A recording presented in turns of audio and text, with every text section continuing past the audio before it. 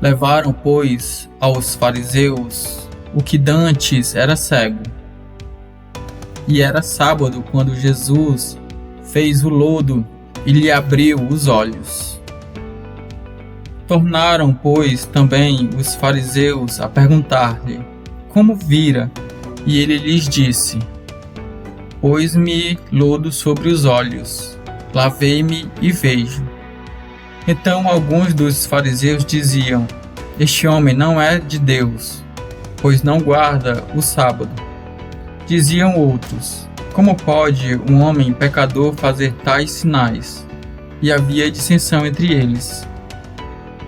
Tornaram, pois, a dizer ao cego: Tu, que dizes daquele que te abriu os olhos? E ele respondeu: Que é profeta. Os judeus, porém, não creram que ele tivesse sido cego e que agora visse, enquanto não chamaram os pais do que agora via. E perguntaram-lhes, dizendo: É este o vosso filho, que vós dizeis ter nascido cego? Como, pois, vê agora? Seus pais lhes responderam e disseram: Sabemos que este é o nosso filho, e que nasceu cego. Mas como agora vê, não sabemos. Ou quem lhe tenha aberto os olhos, não sabemos. Tem idade, perguntai-lhe a ele mesmo, e ele falará por si mesmo. Seus pais disseram isto porque temiam os judeus, porquanto já os judeus tinham resolvido que, se alguém confessasse ser ele o Cristo, fosse expulso da sinagoga.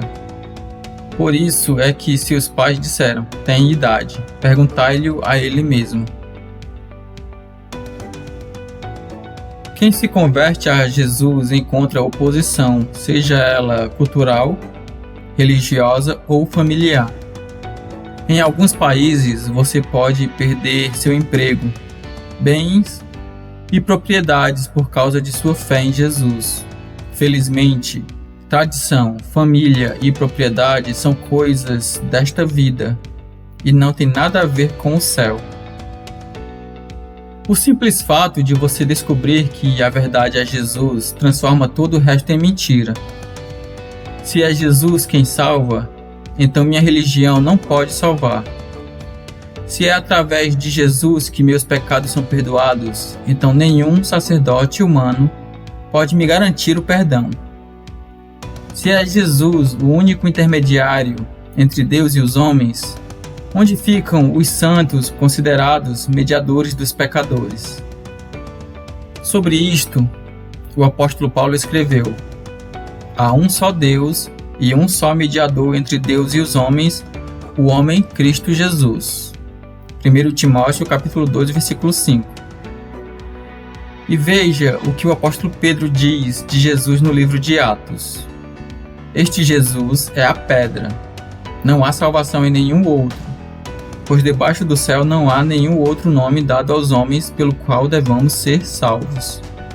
Atos capítulo 4, versículos do 11 ao 12. O cego que foi curado é agora levado aos líderes religiosos e estes passam a contestar sua cura por ter sido feita no sábado, que era o dia do descanso obrigatório da religião judaica. Referindo-se a Jesus, que era o próprio Criador e Senhor do sábado, eles afirmam: Esse homem não é de Deus, pois não guarda o sábado. João capítulo 9, versículo 16. Quando você se converte a Jesus, a oposição religiosa vai lhe dizer que isso não aconteceu, pois não se encaixa nos padrões que os homens estabeleceram. Ou as pessoas tentarão minimizar isso, afirmando que você não era tão mal assim, como fazem os fariseus que agora passam a duvidar que o homem fosse realmente cego. Eles interrogam seus pais, mas estes não querem se envolver. Eles têm medo de serem expulsos da sinagoga, se reconhecerem que Jesus é o Messias prometido a Israel. Se você estiver preso à sua tradição religiosa ou ao seu status na sociedade, que lhe garante riquezas e oportunidades, não vai querer se comprometer por causa de Jesus. Sua preocupação será: o que meus amigos pensarão de mim se eu me tornar um crente em Jesus? Você já pensou assim? O apóstolo Pedro escreveu aos crentes em Jesus: não foi por meio de coisas perecíveis, como prata ou ouro, que vocês foram redimidos da sua maneira vazia de viver que lhes foi transmitida por seus antepassados, mas pelo precioso sangue de Cristo, como de um cordeiro sem mancha e sem defeito.